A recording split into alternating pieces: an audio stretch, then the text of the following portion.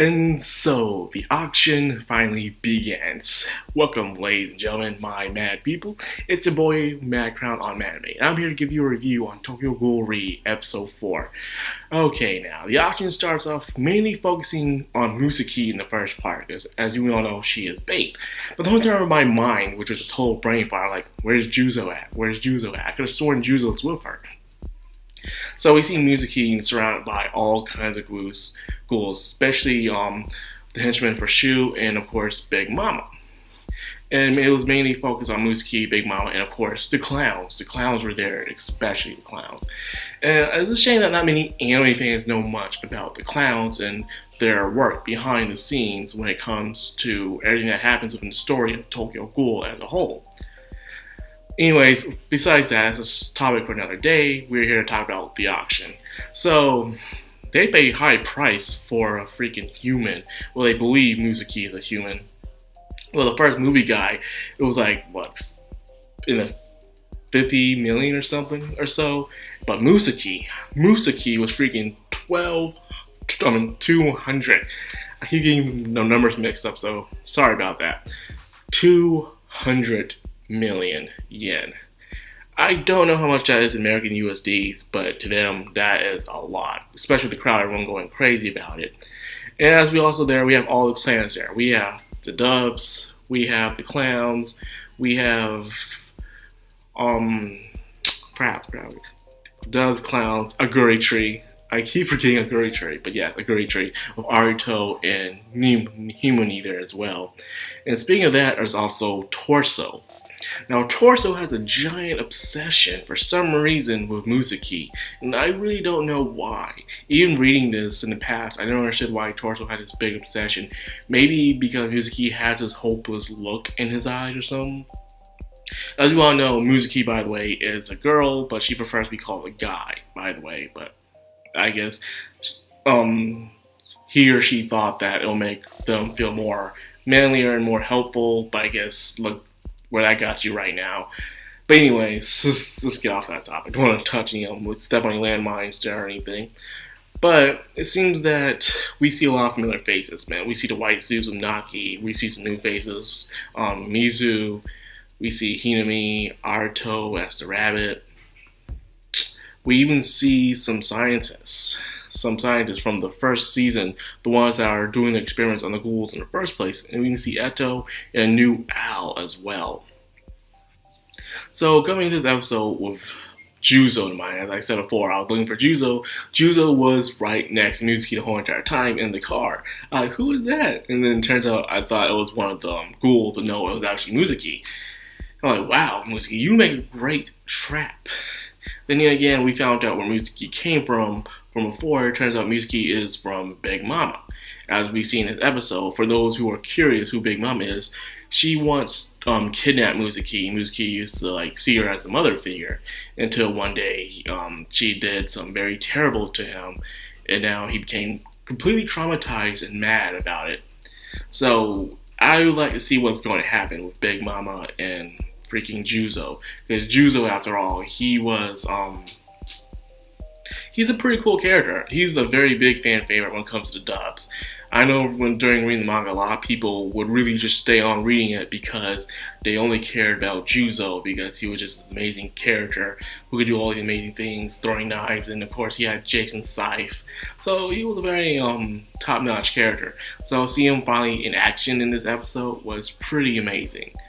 Next, we also got to see Arto fighting against Juzo as well. We get to see some of the Phoenix squad as well. We saw Hase Satsuki, of course, and a lot of investigators saying that he fights just like Arima. And that makes a lot of sense since him and Arima are being trained from each other. So the question is will Satsuki eventually surpass Arima? Is the real question. Possibly, I don't know. Arima's a really tough person, and as we all know, Kaneki couldn't even beat freaking Arima, even when it came to him in a centipede form, all out berserk. He still couldn't beat him. So who knows? Probably down the line he'll surpass him eventually. We don't know when. We also get to see Naki. Naki came into a run-in with Mondo before in the past, and as you see Mondo carrying the same Kaguya that her father was carrying, the one that Hinami's father had. As we all know, Hinami's father had the same kind of Kagane, and now we get to see Investigator Mado carry it. I would like to see Hinami meet Mado. That would be very interesting. Seeing her having that weapon out, I'd like to see how kind of reaction she would have in that, seeing how, will she berserk or will she be over it and say, I am stronger now, I can protect myself. Well, for her being a high-ranking member in Agori Tree, she has gotten pretty powerful for Hinami herself. That's very interesting. Now about the owl. Yes, the owl. Usually Al was preferred to the copy manager from Tokyo Ghoul in the past. Then Al was from Eto, and now it seems like there's another Al. But this time it is a blast from the past once again. This Al is actually Takizawa from... He was a rookie within the Dub squad.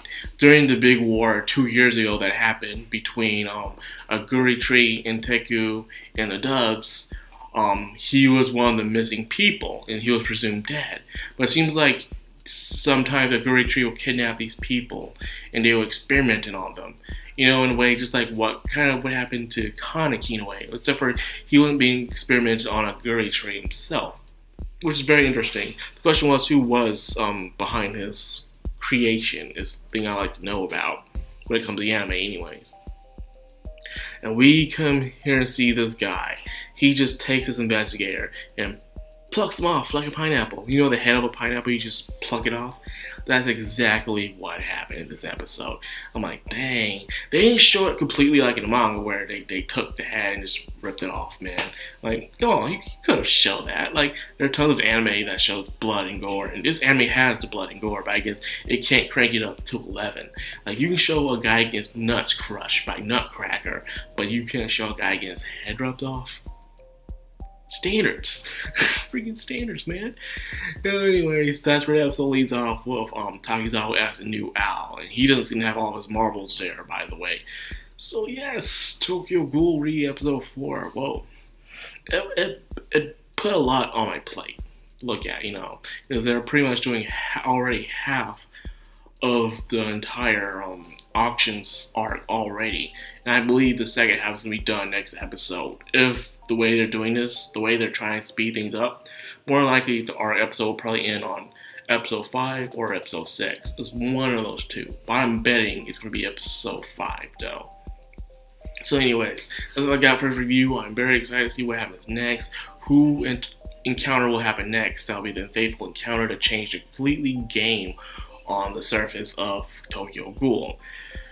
Will Kaneki / Heisei have any of his memories coming back? Because there are a lot of familiar faces right now on this area, so probably he will have some type of nerve to be pulled to bring him back to his normal senses. Who knows? All we see is in the next episode.